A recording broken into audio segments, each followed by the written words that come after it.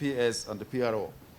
As it rightly states, the National Council for Higher Education have engaged Ministry of Education at the level of the ministers, senior ministers, and all the hierarchy, agreed in principle that all universities, all other degree awarding institutions, all other tertiary institutions would reopen beginning of November as directed by His Excellency the President.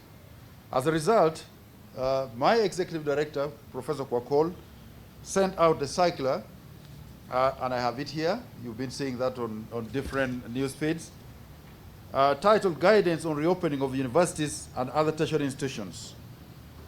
In the directives, institutions were directed to prepare receiving students in a staggered manner.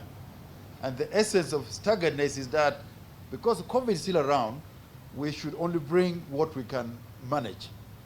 That is the first principle in these guidelines, but priority should be given to first years because that's the bottleneck. You release them and then create room for senior 6 to move in.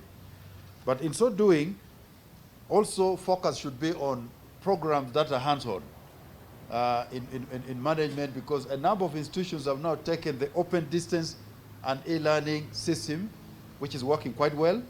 So for theoretical perspective, theoretical content. So hands-on engineering, agriculture could be one of the areas they focus.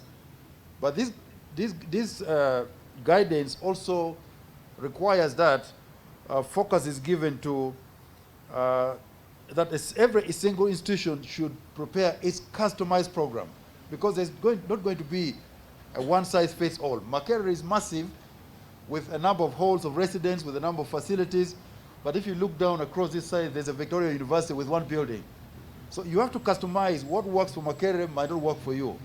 So in other words, organize your program for reopening fitting in the standard operating procedure of Ministry of Health.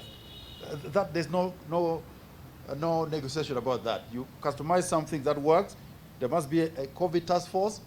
There has to be access control. What he has said, Dr. Mugima said, is substantial. Vaccination, vaccination, vaccination.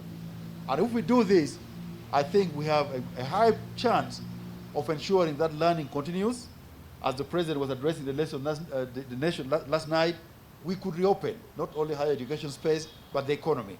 So this is to the universities and to students. Let's trust. Scientists have done substantial work. Vaccine works. I've had my 2 shots.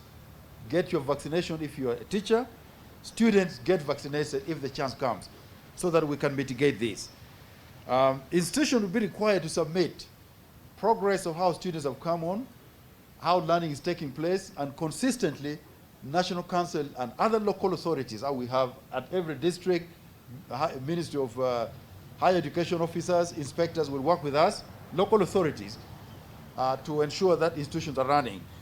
The essence for doing this is that we don't repeat what happened before June. We want sense of transparency and accountability, that if someone is infected, anyone can get COVID, you report, let the officials concerned in health isolate the person, let's deal with it, as opposed to hiding the way it happened, and then we saw the country went in chaos. So that should not be repeated. So the essence of this is that we reopen next week. Institutions are in charge with their programs. Students should come the way they've been guided by institutions. Parents should guide students to be vaccinated.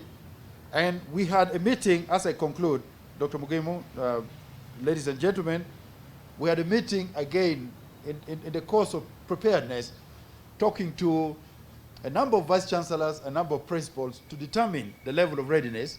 And we determined that, on a good note, up to about 95% of our teaching staff have been vaccinated. I give statistics on Barara University of Science. I can quote that.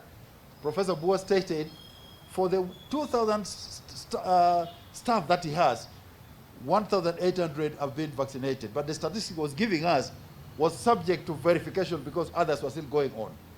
So this is the trend that we are very confident that our training institutions are keen to supporting the cause of the Ministry of Education and Sports to reopen in a controlled manner, the right way, so that teaching and learning, where we've suffered so much in all contexts, students and parents, can recommence.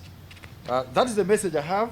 And the other thing is that we have guidelines that National Council developed, and every single higher education institution with need or interest to reopen has to adopt this, to abide by this to the letter. There's no negotiation about this.